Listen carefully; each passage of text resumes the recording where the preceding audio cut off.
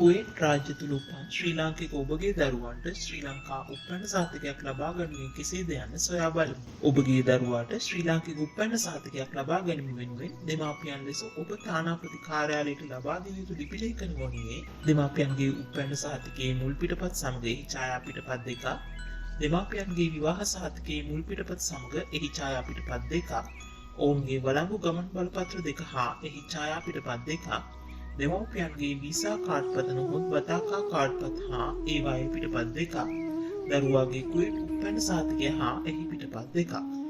එම කුවේට් උපැන්න සහතිකයේ ඉංග්‍රීසි පරිවර්තනය කුවේට් විදේශ කටයුතු අමාත්‍යාංශයෙන් සහතික කර එහි පිටපත් දෙකක්ද සමග තානාපති කාර්යාලය විසින් ලබා දෙන අයදුම් පත්‍ර තුන ඔබ විසින් සම්පූර්ණ කර ලබා දිය යුතුය. දෙමාපියන්ගේ උපැන්න හා විවාහ සහතික පත්‍ර ඔවුන් සතුව නොමැති නම් තානාපති කාර්යාලවලට මෑතකදී හඳුන්වා දුන් EBMD පද්ධතිය හරහා නව සහතික පත්‍ර ලබාගත හැකි වනු අතර එක් සහතික පත්‍රයක් සඳහා කුවේට් ඩිනාර් 7ක මුදලක් වැය වනු ඇත. එලෙසම දෙමාපියන් විසින් ඉදිරිපත් කරනු ලබන උපැන්න හා විවාහ සහතික පත්වල නිර්වාධිතාවයද EBMD පද්ධතිය හරහා තහවුරු කරගන්නා අතර ඔබගේ සහතික EBMD පද්ධතිය මගින් තහවුරු කරගත නොහැකි නම් හෝ ලබාගත නොහැකි නම් ඔබට අදාළ ශ්‍රී ලංකාවේ ප්‍රාදේශීය ලේකම් කාර්යාලය හරහා නව පිටපතක් ලබාගෙන ඒ ශ්‍රී ලංකා විදේශ කටයුතු අමාත්‍යාංශයේ කොන්සුලර් කාර්යාලය හරහා සහතික කර ලබා ගන්නා QR කෝඩ් සහිත පිටපත තානාපති කාර්යාලයට ලබා දීම සිදු කළ හැක. මෙම සහතික බාර දීම සඳහා තිරේ දැක්වෙන WhatsApp අංකයට හෝ ඊමේල් ලිපිනයට පණිවිඩයක් යොමු කිරීමෙන් දෙමව්පියන්ට ලිපි ලේඛන බාර දීම සඳහා දිනයක් හා වේලාවක් වෙන් කරගත හැක.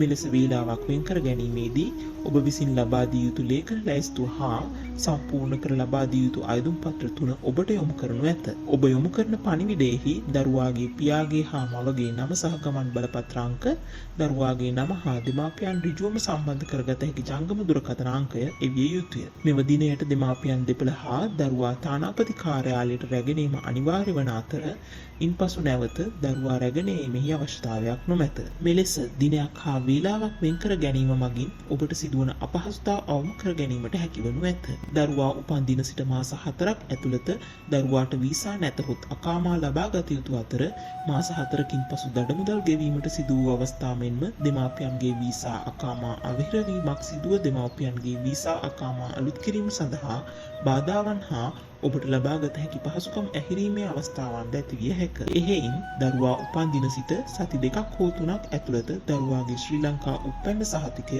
තානාපති කාර්යාලය හරහා ලබාගෙන ඉන් අනතුරුව ශ්‍රී ලංකා ගමන් බලපත්‍රයට අයදුම් කළ යුතු අතර දරුවාගේ ගමන් බලපත්‍රයේ මාසයක් හෝ මාස 1කමාරක කාලයක් ඇතුළත ලබාගත හැකි වනු ඇත.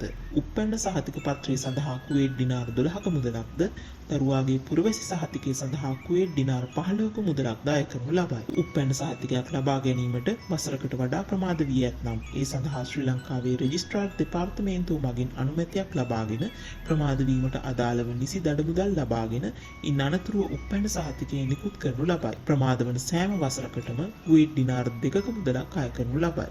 අප වීඩියෝ හා රැඳී සිටි ඔබට ස්තුතියි. වැඩිදුර තොරතුරු සඳහා 25535461 හෝ 65845646 WhatsApp අංක හරහා ඔබට සම්බන්ධ විය හැක.